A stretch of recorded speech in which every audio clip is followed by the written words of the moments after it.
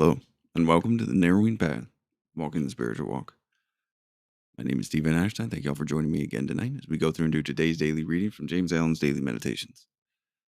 This will be fresh to you and fresh to me, meaning that you'll get my genuine response, reactions, observations, and what I relate to about the reading, as this will be the first time that I hear it or read it right here on this podcast with y'all. So, I'm really excited about bringing December into the end and bringing in the new year. I'm very interested in to see how this finishes up.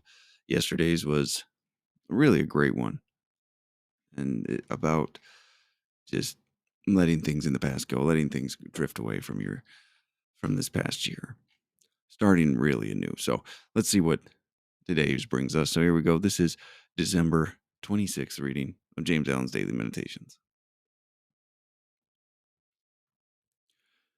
No man can be confronted with a difficulty which he has not the strength to meet and subdue. Do not regard your difficulties and perplexities as portentous of ill. By so doing, you will make them ill, but regard them as prophetic of good, which indeed they are. Do not persuade yourself that you can evade them. You cannot. Do not try to run away from them. This is impossible, for wherever you go, they will be there with you. But meet them calmly and bravely. Confront them with all the dispassion and dignity which you can command. Weigh up their proportions, measure their strength, understand them, attack them, and finally vanquish them. Thus you will develop strength and intelligence. Thus you will enter one of those byways of blessedness which are hidden from the superficial gaze. There is no peace in sin, no rest in error, no final refuge but in wisdom. I mean, this is a beautiful reading. I mean, this is what so many are talking about today. How, I mean, I make it sound like this is a new concept. This is not a new concept. It might have been one forgotten about for a while, but wasn't lost to many generations. It's about turning and actually facing your difficulty. Don't feel the victim of your difficulty, but rather face it head on. Rather look at it as strength, as the ability to grow through. It's not always the easiest thing to do, but if you look at it as just an impediment to where you want to be instead of a pathway to where you want to be, it's going to be more and more difficult. So let's go through this line by line again. No man can be confronted with a difficulty which he has not the strength to meet and subdue.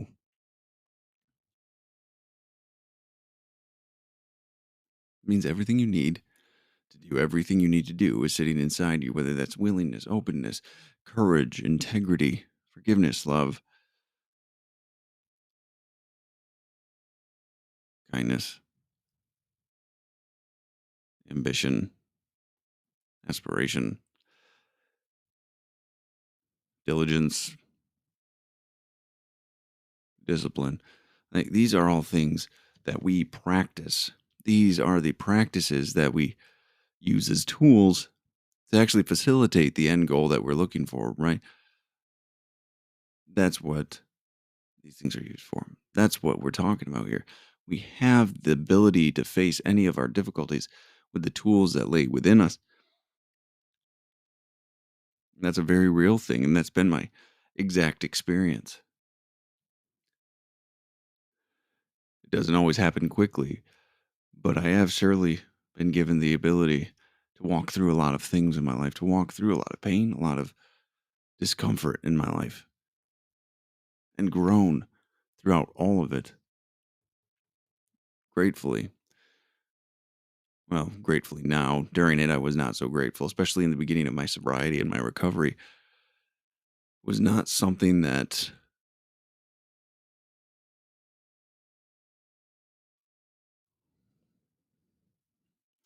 it was not something that I believed I contained. And I didn't view these things as opportunities to grow. I viewed them as barriers to my life. So that shift in perspective and understanding has been significant for me, extremely significant. Now, here we go. Do not regard your difficulties and perplexities as portentous. I don't know what that word means. Portentous of ill, I'm guessing comprised of or something of that nature.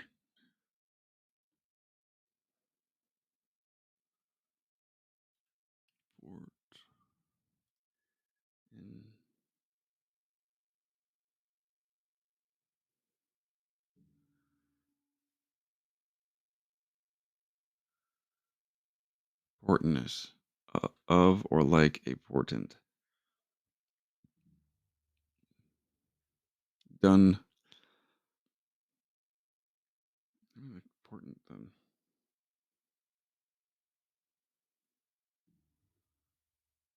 Not potent. Excuse me. Sorry about the wait here.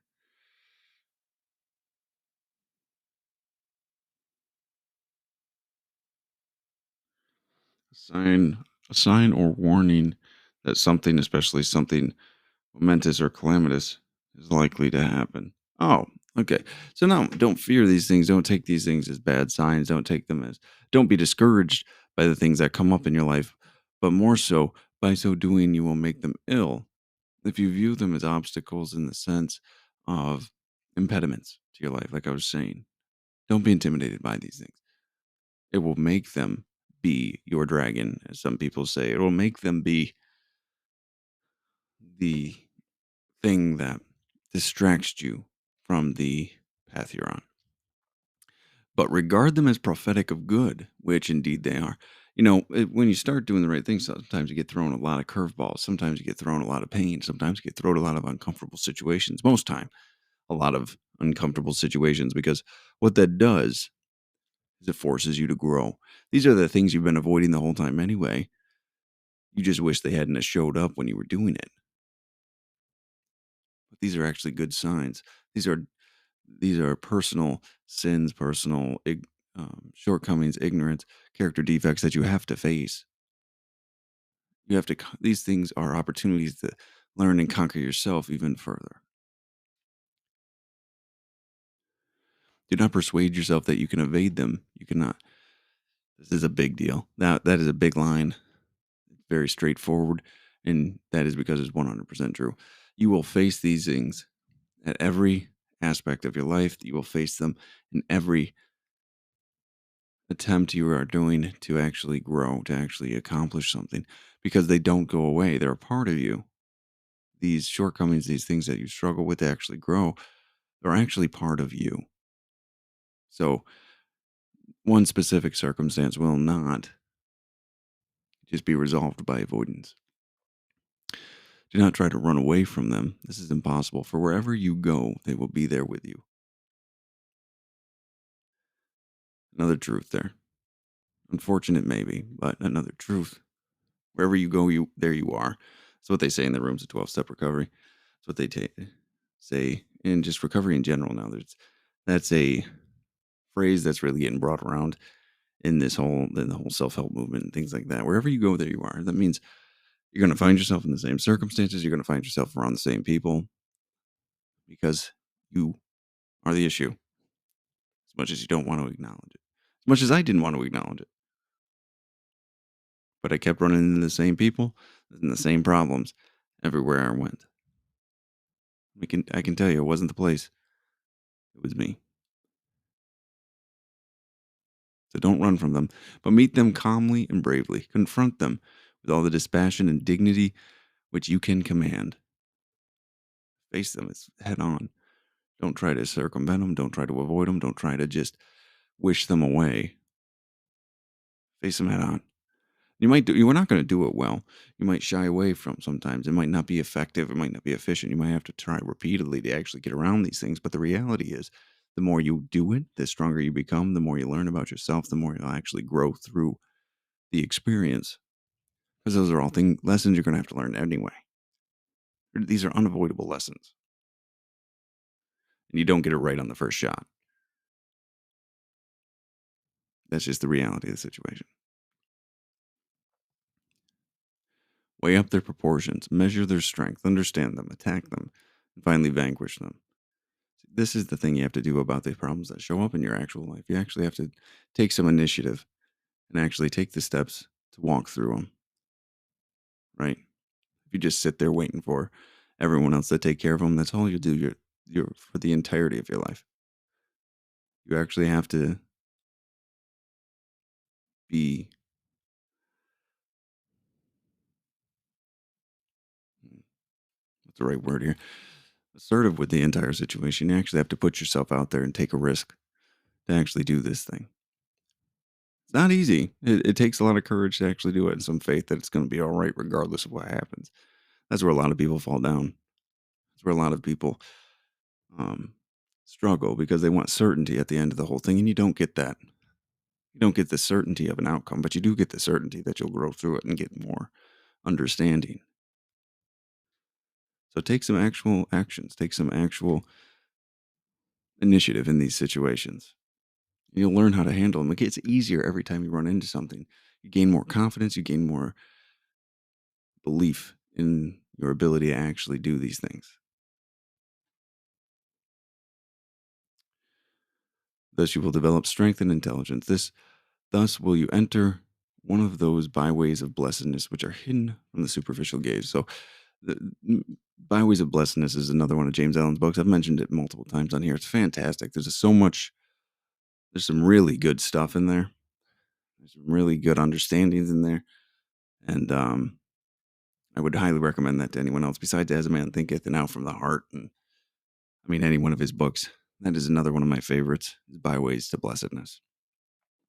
But what he's talking about here is these growth opportunities, though superficially they cannot, they don't look like it. They look like a problem, but really it's opportunity. And I just find it funny. This was being written about 120 years ago, but now it's being rediscovered again, and these people are bringing it up in many different ways, which is all good and positive. But these understandings and these principles and these practices have been around for a very long time. It seems as though we've largely lost our way with these things. So if you can stand on the surety that you will be stronger and more intelligent and gain some knowledge from each situation every time you try to attempt to do something, you can't really lose. Might not turn out how you want it to, might take longer than you desire it to, but you will grow, you will understand, and eventually, with persistence and willingness, you'll get there on the other side of it, whatever that looks like. So now the closing line here: there is no peace in sin, no rest in error, no final refuge but in wisdom. Not too much more to say about that one. No final refuge but in wisdom. Love that. So, all right, well there we go. That's gonna be it for tonight. Thank y'all for joining me again and coming along for the trip on the last couple of days of December and of this year. It's been a great year. Again, please go ahead and check out December 21st episode and go ahead and give a vote as to what you'd like to see next. And just to get a little bit of feedback from y'all. So thank y'all for joining me again tonight, though. And I'll be back on tomorrow. So until next time, thanks.